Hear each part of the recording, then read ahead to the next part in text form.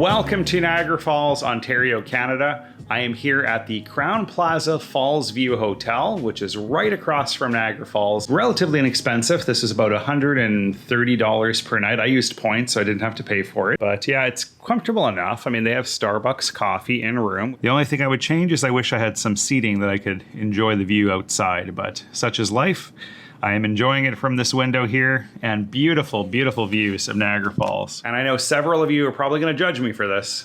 I know that I'm in the Las Vegas of Canada, so to speak, but I'm not going to be checking out any of the minor tourist attractions around here, any of the family attractions, such as, you know, the Birds of Paradise Center, whatever it's called, the Hershey's Chocolate Factory, the Ripley's Believe It or Not, and all that. I'm not here for any of that. I'm here for Niagara Falls. So join me for the next 15 minutes or so as I show you the best of Niagara Falls, Ontario, Canada, and Niagara Falls, New York, USA. So I'm definitely glad that I came to Niagara Falls here in the shoulder season. It is really subdued right now. There's not a lot of people here, so the crowds have thinned. If I had come here in July or August, it would have been a madhouse. Beautiful day too. The sun is shining and it feels like a warm summer day, so no complaints. Anyway, heading over here to the Rainbow Bridge to the USA.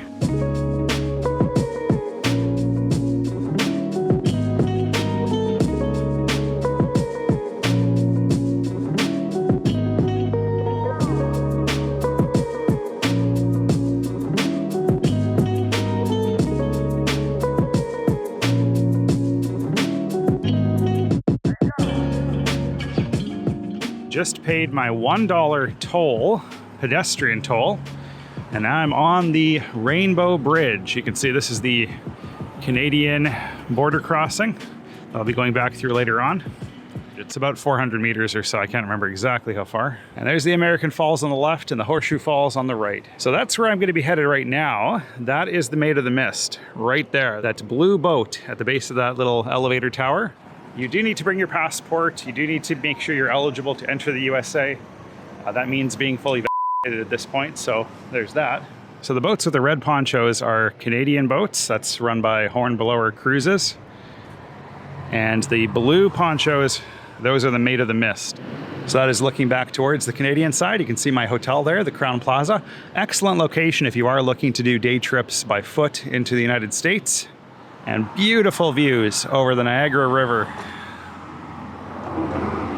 And if you're planning a trip to Niagara Falls, just know that the boats do not operate from December until March. So the cutoff is December. That's when the river really starts to freeze over and so forth. Just bear that in mind if you're planning your trip. Don't assume it's going to be operating if you're coming in the wintertime, of course. All right, after one of the quickest border crossings I think I've ever experienced, I have arrived in New York State. Unfortunately, I do have to find a place to quickly charge my phone up a few percent just to be on the safe side. So I'm all ready to go with this boat tour and to go explore Niagara Falls State Park. So I'm gonna head downtown here and probably to Starbucks, get a drink, sit down for a few, plan my next steps, and then it's off to the boat. You can see across the street, that's the Seneca Niagara Casino. Huge. And I guess they give you $15 of free play by the looks of it, according to the advertising. Anyway, heading into Starbucks. I'm walking down Old Falls Street right now next to the Sheraton. Beautiful canopy of trees here. So not as touristy as Niagara Falls, Ontario, but they still make a commendable effort to be somewhat touristy with the Rainforest Cafe. There's a Hard Rock Cafe down the street. So it's definitely more subdued and quiet than its Ontario counterpart. Niagara Falls, New York is perfect if you're looking to escape the crowds.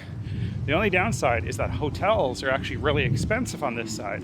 Probably double to triple just based on the supply, I suppose. There's so many hotels in Niagara Falls, Ontario, and they're all competing for business. So the sheer supply of hotels on the Canadian side keeps prices really low, between, I would say, $50 and $100 per night on average Canadian.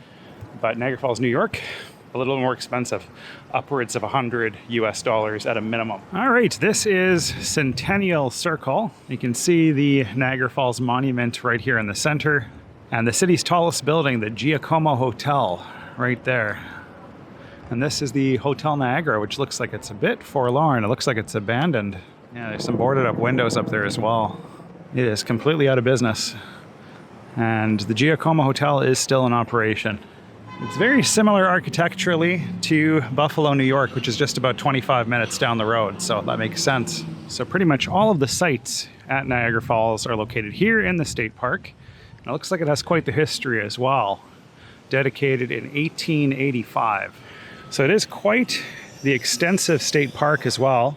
It includes all of Goat Island, which you can see there on the left, and Prospect Point, where I'm headed right now. So Prospect Point, you can see the American Falls and stand right next to it. And then if you go on the trolley further, you can go to the top of the falls, which overlooks the Horseshoe Falls right there. So a pretty substantial state park, and you can actually get really close to the waterfalls. Both of them, unlike the Canadian side, which only has the Horseshoe Falls. All right, I'm getting down here to Prospect Point to check out the American Falls, which fall over the edge right here. So that is the raging Niagara River plunging over the side here of American Falls. American Falls ranges between 70 and 110 feet tall. Huge amount of water falling over the edge here. And you can see why it's called the Maid of the Mist. This overwhelming amount of mist being thrown into the air with that plunging water. Can't believe that they used to take barrels over the edge of this as a tourist attraction back in the early 1900s before, I guess, people knew better. Crazy. Beautiful here. Beautiful day in Niagara Falls, New York. So I'm going to head over to the Maid of the Mist now. And this over here is the elevator that'll take us down to the boats. Again, it's $25 US if you're looking to ride the Maid of the Mist up to the waterfalls. Definitely a worthwhile experience. I did it about 11 years ago now, in the summer of 2011, so can't wait to get back. It's exhilarating with all the water that sprays you, so let's do it. Given how wet you get on this trip, I think it would be really ambitious and stupid for someone to bring their suitcase, but evidently people need to be reminded. Interesting. $25.25 later, I got myself a souvenir postcard and a ticket to the Maid of the Mist. So it's first come, first served. You just line up for the next boat. No reservations, no time slots, but $25.25 is a steal for what you actually experience on this journey, which is only 20 minutes, but it's a lot of fun. Welcome to the world-famous Maid of the Mist boat tour in the Niagara Falls State Park, the oldest state park in America. Carefully exit the elevator. Through the open door and down the stairs. Thank you. All right, so they include this poncho to keep you somewhat dry, even though it is fruitless in my past experience. I do have to switch to the GoPro now, or else this camera will be destroyed. All right, I'm all dressed up in this, which is basically like a sauna. So the first obvious thing is just how much water is on the floor here. Oh my goodness. Gives you a sense of what's to come. I'm gonna hang out at the front here. I'm not gonna go to the upper deck. Just too packed up there at this point. I was at the end of the line. Some good views of the falls already. You actually really do need this. You get incredibly soaked, even if you try not to. So it's definitely gonna get damaged if you bring anything of value onto this boat. So even my phone, I'm a little bit worried about. All right, we are passing the American Falls. You can see they have a walkway all the way down the hill as well if you don't want to take the elevator. It's definitely a wet experience. Highly recommended though. We are approaching the Horseshoe Falls. Beautiful. Crazy. Whoa, my goodness. You can barely see. I'm just in the middle of it now. Whoa! Whoa, my goodness, it's really, really shaky over here as well. I don't know if you can see the water. Pretty incredible.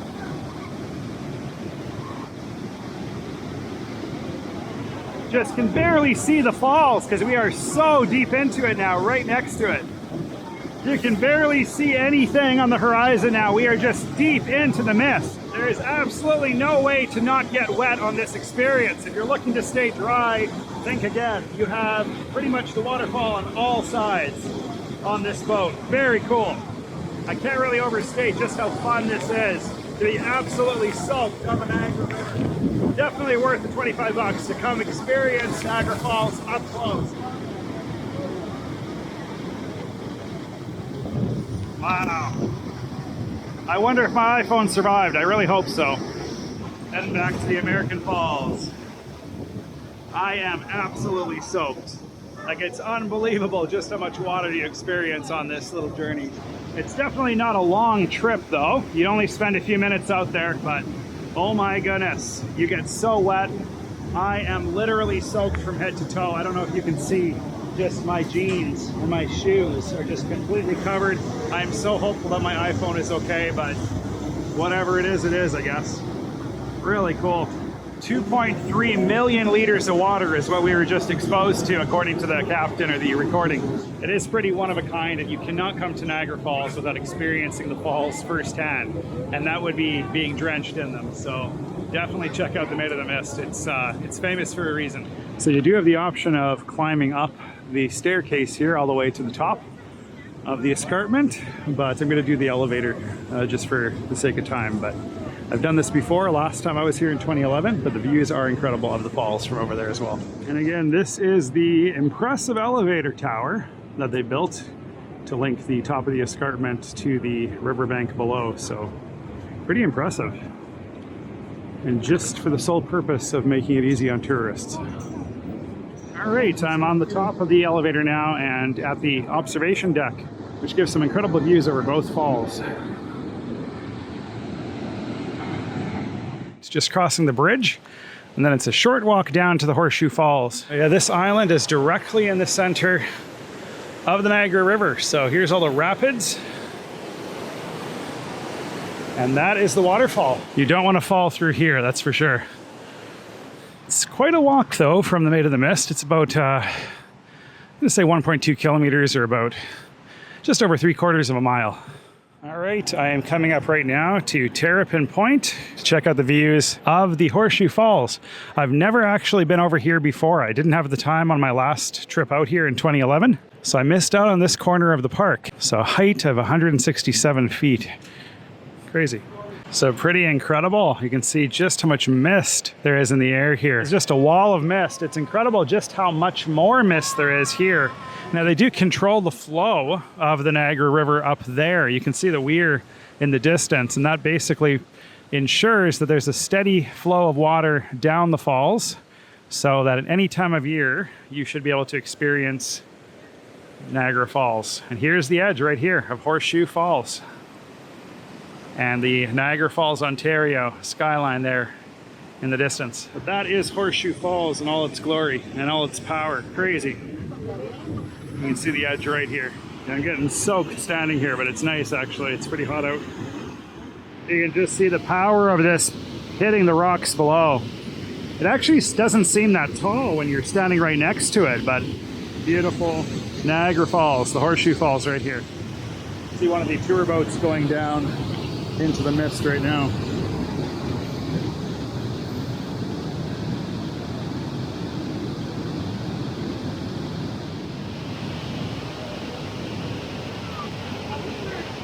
And you can see over here why they call this the Rainbow Bridge. And there is a rainbow you can see faintly. All right, it's been a pretty action-packed afternoon. Leaving Niagara Falls, New York behind and heading back across the border into Canada. Extremely slow line. It was a breeze to get through the other direction. Yeah, this is pretty much a tourist trap, but definitely an enjoyable place. Just a tad touristy. There is just so much tourist trash here. Though it's pretty agreeable. If you had a family, or if I had a family, this would be pretty cool. Yeah, this is Clifton Hill at its finest or worst, depending on your perspective. That said, it does bring a lot of tourist revenue to Canada. We get a lot of people here from other countries visiting daily, so it brings a lot of money to Canada, so it's a good thing. But you can see it is pretty shameless. Oh, like a state fair vibe here.